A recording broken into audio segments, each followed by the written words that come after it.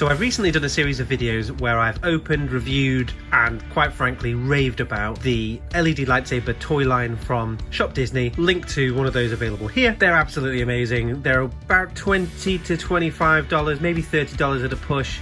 I think slightly more expensive for the Ahsoka Tano one, but only because you're getting 2 blades. Biggest problem with those though, while they have great playability and things like that, they look absolutely awful. They're not something you're going to want to add to a display piece. However, the Ahsoka Tano version is pretty good. And unless you're really invested in getting hold of the high-end Legacy version or even baselit or NeoPixel version of those lightsabers, the Ahsoka Tano ones are a very good option for any Ahsoka Tano fans who want to have a replica of those lightsabers. So I created this. Not much to it. I mean, it's a box at the end of the day.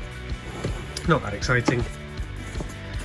But what I did do is make sure, so what I wanted to do with this, and it was a bit rough already and I did it a bit quickly, but I wanted it to have a kind of old and weathered feel to it. So that's why it's got a lot of the black on it.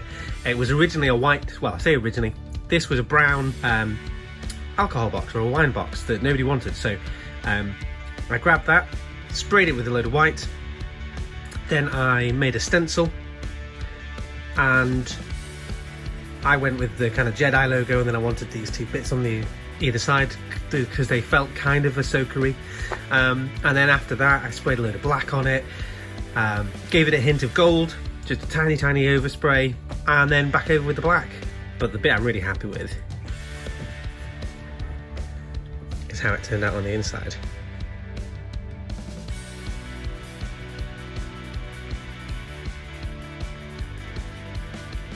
Not only have I got my 2 Ahsoka Tano hilts, I've got the CoverTech attachments, and then a cheeky Ahsoka Tano white kyber crystal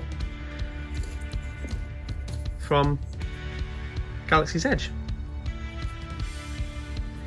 And that just sits in there. So the interior is built up of cushion foam, and then what I've done is, as I've worked it into shape, I've built it up in several layers, a bit like an onion. And as I've built up the layers, I've then cut out sections for each of these different bits. So for example, if I pull out this hilt,